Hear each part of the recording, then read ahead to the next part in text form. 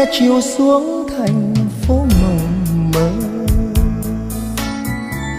màu lan tím đà là sương phủ mờ. Từng đôi đi trên phố vắng, bước chân êm giữa không gian hoàng hôn khua mạn đêm. Đứng trên triền dốc nhìn xuống đồi thông, hàng cây thắm màu đèn lên phố